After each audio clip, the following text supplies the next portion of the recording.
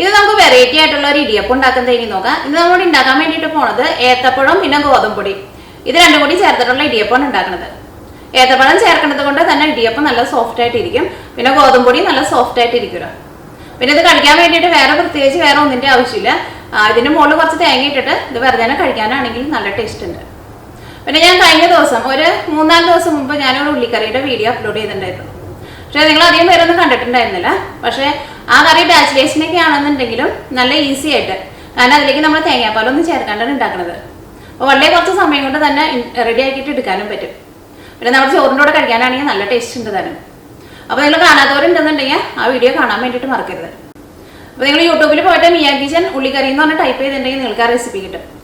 അപ്പോൾ നമുക്ക് നോക്കാം. ഇതേന് ഇടിയപ്പം തന്നെ. ഇനി ഇത് റെഡിയാക്കാൻ വേണ്ട സാധനങ്ങൾ എന്തൊക്കെയാന്ന് നോക്കാം. അതിന് വേണ്ടിയിട്ട് ഞാനിവിടെ 2 ഏത്തപ്പഴം പുഴുങ്ങിയെടുത്തിട്ടുണ്ട്. പിന്നെ ഗോതമ്പൊടിയും വേണം.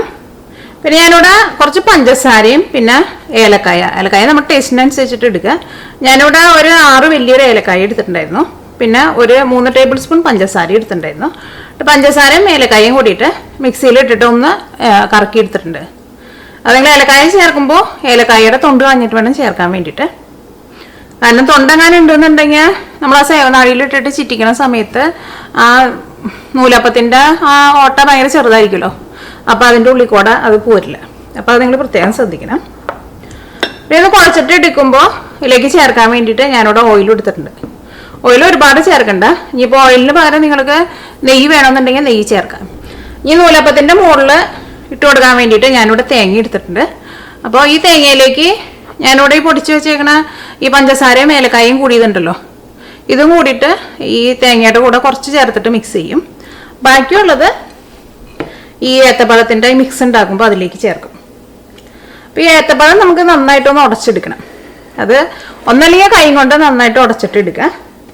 ഞാനിവിടെ മിക്സിയിലിട്ടിട്ട് ഒന്ന് കറക്കിയിട്ടാണ് എടുക്കുന്നത്. അത് മിക്സിയിലിട്ടിട്ട് കറക്കിയെടുക്കുമ്പോൾ വെള്ളം ഒട്ടും ചേർക്കാണ്ട് വേണം ഇത് കറക്കിയെടുക്കാൻ വേണ്ടിയിട്ട്. പിന്നെ ഇതേപോലെ നന്നായിട്ട് പഴുത്ത പഴമായിരിക്കുകയും വേണം.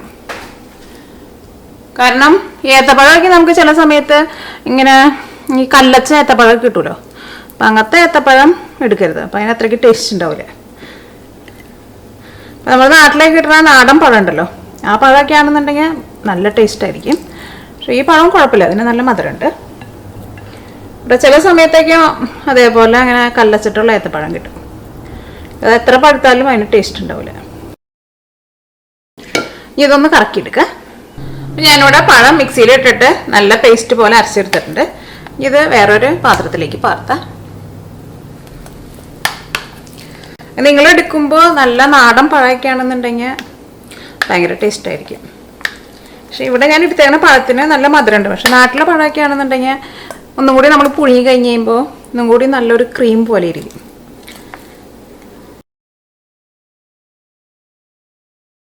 ഞാൻ ഏറ്റവും അധികം പഴം അരയ്ക്കാൻ വേണ്ടിയിട്ട് ചെറിയ മിക്സിയുടെ ജാറാണ് എടുത്തിട്ടുണ്ടായിരുന്നത്. അപ്പോൾ അതിനകത്തോട്ട് അരയ്ക്കാൻ വേണ്ടിയിട്ട് കുറച്ച് പാടായിരുന്നു. അപ്പോൾ ഞാനിവിടെ വലിയ ജാറിലേക്ക് മാറ്റി. അപ്പോൾ അത് അരച്ചെടുക്കാൻ വേണ്ടിയിട്ട് നല്ല എളുപ്പമായിരുന്നു. അപ്പോൾ ഞാനിപ്പോൾ ഇവിടെ എടുത്തേക്കണ മിക്സി പാനസോണിക്കിൻ്റെ മിക്സിയാണ്. അപ്പോൾ ഞാൻ ഇതിനു മുമ്പ് ഒരു വീഡിയോയിൽ പറഞ്ഞിട്ടുണ്ടായിരുന്നു അതിന് ശരിക്കും അറിയണില്ലാന്ന്. അതെനിക്ക് തോന്നണോ ഇവിടുത്തെ വോൾട്ടേജ് നാട്ടിലെ വോൾട്ടേജും തമ്മിൽ വ്യത്യാസമുണ്ട്. നാട്ടിൽ 210 ആണല്ലോ, അപ്പോൾ ഇവിടുത്തെ 110.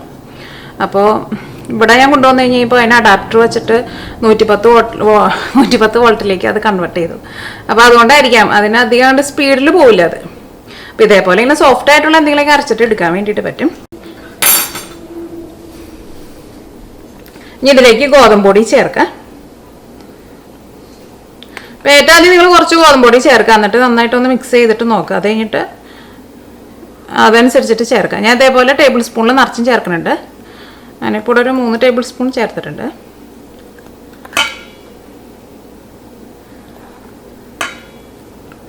ഞാൻ അതിലേക്ക് ഒരു 6 ടേബിൾ സ്പൂൺ ചേർത്തിട്ടുണ്ട്.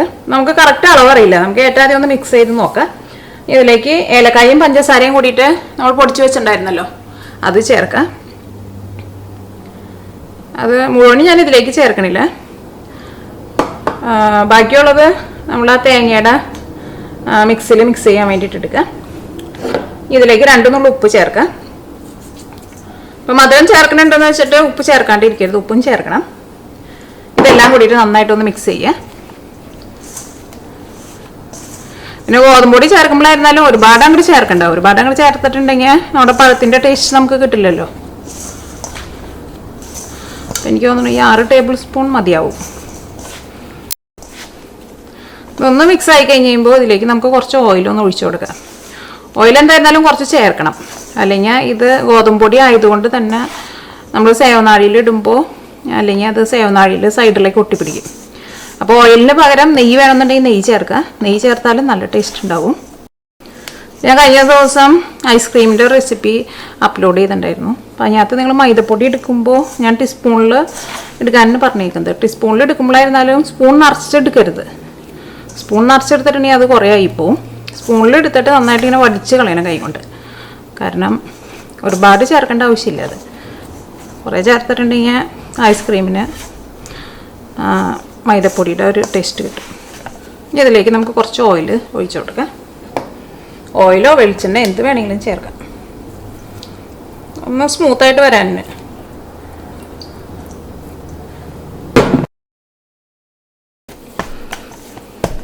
ഇത് ഇതേപോലെ അങ്ങനെ കുഴച്ചെടുത്തിട്ടുണ്ട്. ഇത് നമുക്ക് കുറച്ച് സേവനാഴിയിൽ ഇട്ടിട്ട് ഒന്ന് തിരിപ്പിച്ച് നോക്കാം. എന്നിട്ട് ശരിക്കും പറഞ്ഞില്ല എന്നുണ്ടെങ്കിൽ അതനുസരിച്ചിട്ട് ഗോതമ്പൊടി ചേർത്ത് കൊടുക്കുക. ഇതിപ്പോൾ കുഴപ്പമുണ്ടാവില്ല. ഇതിപ്പോൾ ഒരു കറക്റ്റ് പാകമായിട്ടുണ്ട്. ഇത് പാത്രത്തിൻ്റെ അടിയിലായിരുന്നാലും ഇങ്ങനെ ഒട്ടി പിടിക്കാണ്ട് എടുക്കണം. ഇനി സേവനാഴി എടുക്കുക. ഇതേപോലെ നൂലപ്പം ഉണ്ടാക്കണ അച്ചുണ്ടല്ലോ, ഈ അച്ച് വയ്ക്കുക.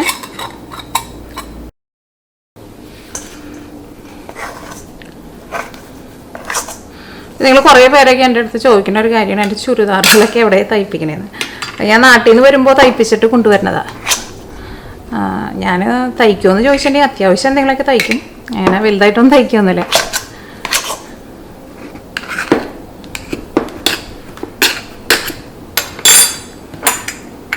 പക്ഷെ എൻ്റെ അടുത്ത് ഇവിടെ ഒരു 2 ടൈപ്പുള്ളൊരു മെഷീൻ, സ്റ്റിച്ചിങ് മെഷീനൊക്കെ ഞാൻ വാങ്ങിച്ചു വെച്ചിട്ടുണ്ട്. ഞാൻ ഈ കുക്കിംഗ് ഷോ തുടങ്ങുന്നതിന് മുമ്പൊക്കെ ഇരുന്നിട്ട് എന്തെങ്കിലുമൊക്കെ എംബ്രോയിഡറി ഒക്കെ തയ്ക്കാറുണ്ടായിരുന്നു. ഇപ്പോൾ കുക്കിംഗ് ഷോ തുടങ്ങിയ പിന്നെ ഞാൻ അതൊന്നും എടുക്കാറില്ല. ഇപ്പോൾ ഇനി ഞാനിതിവിടെ നമ്മൾ ഇഡ്ഡലി ഉണ്ടാക്കണ ഇഡ്ഡലി തട്ടിലേക്കാണ് ഇത് ചിറ്റിക്കാൻ വേണ്ടിയിട്ട് പോണത്. അല്ലെങ്കിൽ ഇപ്പോൾ വാഴയില ഉണ്ടെങ്കിൽ വാഴയിലയിൽ ചിറ്റിക്കാം. അപ്പോൾ നമുക്ക് ഏതാ ഇഷ്ടമാണെന്ന് വെച്ചാൽ അതേപോലെ ചെയ്യാം. ഇഡ്ഡലി തട്ടിൽ കുറച്ച് ഓയിലൊന്ന് തൂത്ത് കൊടുക്കണം.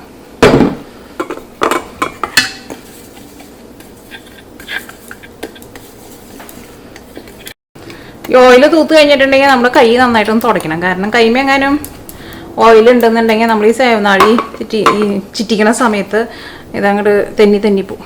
പിന്നെ ഈ പിരി ഉണ്ടല്ലോ, ഈ പിരിയുമേ വേണമെന്നുണ്ടെങ്കിൽ കുറച്ച് ഓയിലൊന്ന് തൂത്ത് കൊടുക്കുക. അപ്പോൾ അത് ചിറ്റിക്കാൻ വേണ്ടിയിട്ട് നല്ല എളുപ്പമായിരിക്കും. ഇത് നമുക്കൊന്ന് ചിറ്റിച്ച് നോക്കാം. വിട്ട് പോരണുണ്ടെന്നുണ്ടെങ്കിൽ അതിനകത്ത് ഗോതമ്പൊടി കുറഞ്ഞിട്ടായിരിക്കും അങ്ങനെ പോരണത്. ഇപ്പോൾ നല്ല കറക്റ്റ് പാകമായിട്ട് വീഴുന്നുണ്ട്. ഇതേപോലെ അങ്ങനെ വീഴണം.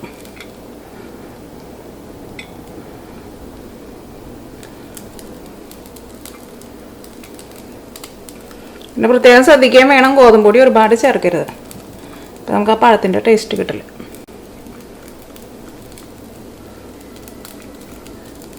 ഒരുപാട് കനത്തിൽ ചിറ്റിക്കണ്ട. ഇത് ചിറ്റിച്ചിട്ട് എടുക്കാനായിരുന്നാലും പാടൊന്നുമില്ല, നല്ല ഈസി ആയിട്ട് തന്നെ പോരുന്നുണ്ട്.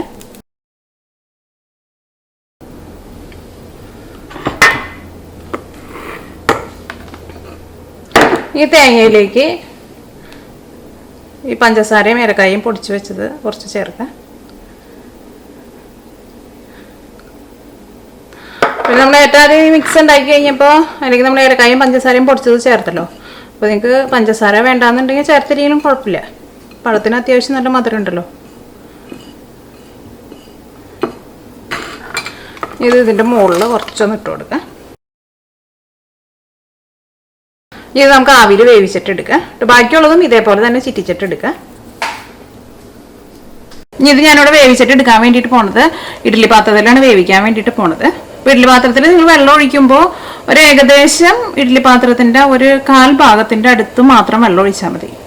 കാരണം എന്താ അറിയാത്തവരൊക്കെ ഉണ്ടെന്നുണ്ടെങ്കിൽ ചിലപ്പോൾ ഇഡ്ഡലി പാത്രത്തിൽ ഒരുപാട് വെള്ളം ഒഴിച്ചിട്ട് വെക്കും. അപ്പോൾ പിന്നെ വെള്ളം തിളച്ച് കഴിഞ്ഞ് കഴിയുമ്പോൾ പിന്നെ വെള്ളം മുഴുവനും ഈ ഇടിയപ്പത്തിലേക്ക് വരും. പിന്നെ ഇത് വെക്കുമ്പോഴായിരുന്നാലും ഓരോ സൈഡൊന്നും തിരിപ്പിച്ചിട്ട് വെക്കാം. ഇത് 3 തട്ടുള്ള ഇഡ്ഡലി തട്ടാണ്. ഞാൻ ഇത് 2 തട്ടിലേ വെക്കണുള്ളൂ. കാരണം എല്ലാ തട്ടും കൂടി ഒരുമിച്ച് വെച്ചിട്ടുണ്ടെങ്കിൽ ചിലപ്പോൾ എല്ലാവരും കൂടെ അടിയിൽ അങ്ങനെ അമർന്നു പോകും. പിന്നെ വെക്കുമ്പോഴായിരുന്നാലും ഇങ്ങനെ ഓരോ സൈഡിൽ തിരിപ്പിച്ചിട്ട് വെക്കുക. കാരണം അടിയിലൊരു തട്ട് വെച്ച് കഴിഞ്ഞ് കഴിയുമ്പോൾ അതിൻ്റെ നേരെ തന്നെ കുഴി വരാണ്ട് ഒന്ന് സൈഡ് തിരിച്ച് വെക്കുക. ഇത് മൂടി വയ്ക്കുക. അപ്പോൾ ഇതിൻ്റെ ഉള്ളിൽ നിന്ന് ഒരു 7 മിനിറ്റിൻ്റെ അടുത്ത് നന്നായിട്ട് ആവി വന്നിട്ടുണ്ട്. കാരണം ഇത് പെട്ടെന്ന് വേവും.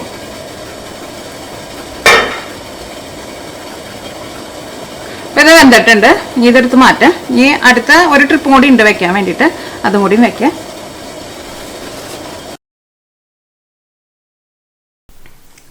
ഇപ്പം പഴം കൊണ്ടുള്ള ഇടിയപ്പം റെഡി ആയിട്ടുണ്ട്. അപ്പം ഇതിലേക്ക് നിങ്ങൾ പഴം എടുക്കുമ്പോൾ നന്നായിട്ട് പഴുത്ത നല്ല മധുരമുള്ള പഴം നോക്കിയിട്ട് എടുക്കുക.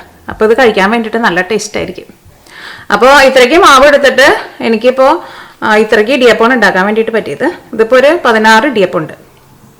അപ്പോൾ നിങ്ങളെല്ലാവരും ട്രൈ ചെയ്ത് നോക്കാം. ഇത് വെറുതെ തന്നെ കഴിക്കാം. ഇതിൻ്റെ കൂടെ ഇപ്പോൾ വേറെ ഒന്നും കൂട്ടാണ്ട് തന്നെ കഴിക്കാം. കാരണം ഈ പഴത്തിനാണെങ്കിൽ അത്യാവശ്യം നല്ല മധുരം ഉണ്ടല്ലോ. അപ്പോൾ ഇത് വെറുതെ കഴിക്കാൻ വേണ്ടിയിട്ട് നല്ല ടേസ്റ്റ് ഉണ്ടത്.